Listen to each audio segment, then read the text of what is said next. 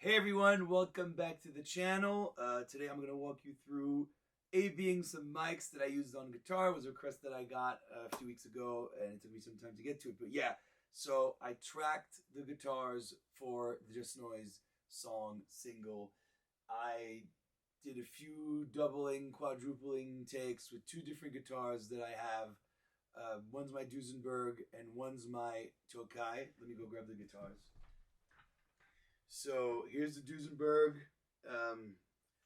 little 49er. I've had this one for 6 years now.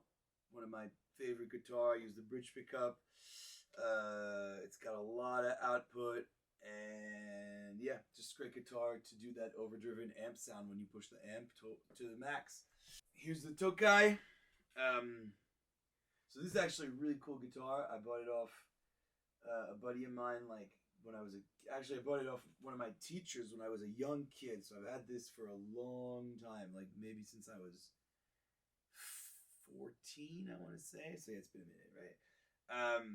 This is a Japanese Strat from the 80s that's been essentially discontinued because Fender sued them for being too good.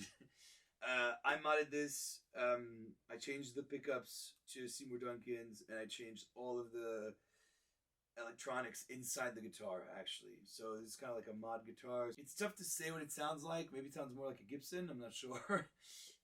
But yeah, single coils, the whole nine. So those are the guitars. So the amp, I used my Fender Blues Junior, like I said. I cranked it all the way. I pushed like the mids and the highs a lot.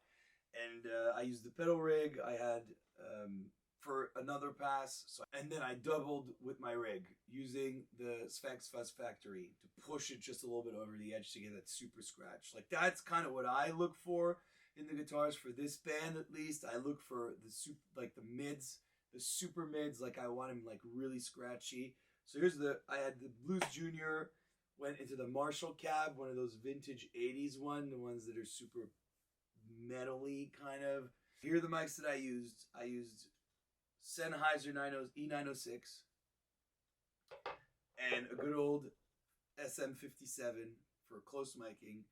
And then I had here our Royer ribbon vacuum tube, which did an awesome job.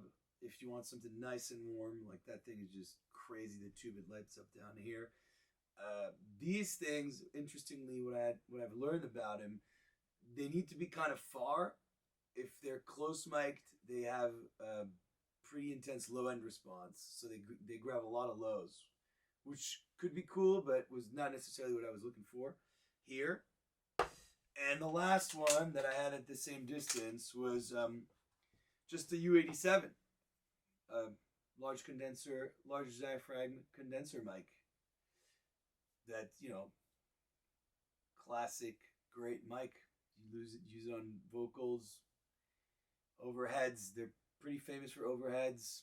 I use it on a lot of stuff. I use it bass sometimes. Well, I have the FET 47, so I tend to use that one on bass more. Yeah, just all around great mics. Works for everything, literally. Probably most famous for vocals. So those were the mics. Let's do a quick run through the tracks and solo them and see how all that sounds. Okay, so here we are. I got the Pro Tools session open.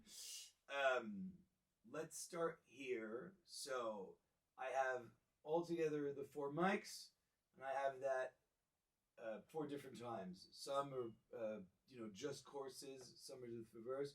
So with the straight amp signal, I did one pass at the full song dry just to get that, and I'm going to show you how that sounds. So here's just the ribbon mic.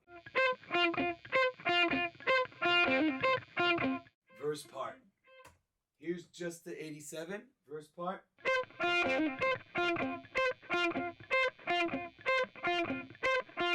Here's just the Sennheiser verse part.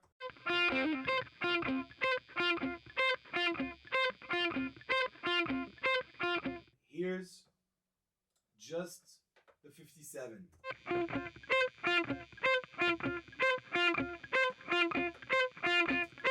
So as you can see, for kind of this like picking part, the Sennheiser and the 57, they're just a little bit more like high. they've got a little bit more highs, and the 87 and the Royer, they got this nice definition in the mids, which I like a lot. So I don't know how I'm gonna use it in the mix and the final result. I like, I'm kind of weird like that. I don't do a lot of passes. I keep maximum 3 takes. I decide pretty much on the spot when I edit. But I like a lot of mic signals. I either blend them or I use them differently for different parts and for different things too. And then sometimes I end up using just one. Sometimes I end up using everything at the same time. So now here's just the amp. And that was, by the way, that's the Duesenberg signal. Sorry, no, the Tokai signal. So here's just the amp Tokai signal for the chorus. So here's the ribbon mic. That's nice, like super fuzzy, nice and warm, how you like it. Here's the 87. It's pushing hard, you know, you can hear it. It's maybe too much. I don't know that I can use that. I'm going to necessarily keep that for this part. Here's the 57. The Sennheiser 906. Also cool, like super chunky in the mids. And here's the 57. Got good fuzz there. It's got good fuzz that's really cool. Like I'd love to use that. Yeah, so they're all kind of cool. They all kind of do their own thing.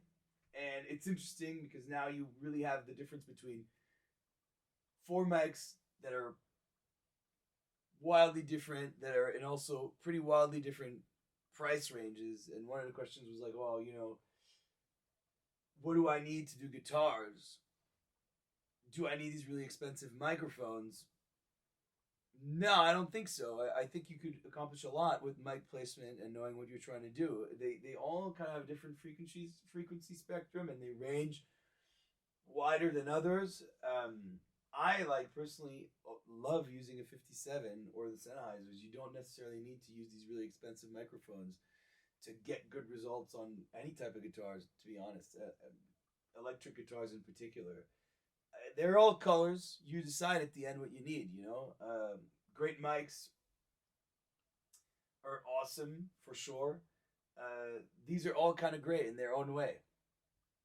It's kind of what I would say. But, you know, for sure, if you're trying to make great music, a great source is always going to help you. That's one thing that I've learned. Yeah, so that's my 2 cents. I love doing this stuff. If you want to know more, hit me up in the comments, and I'll see you at the next video.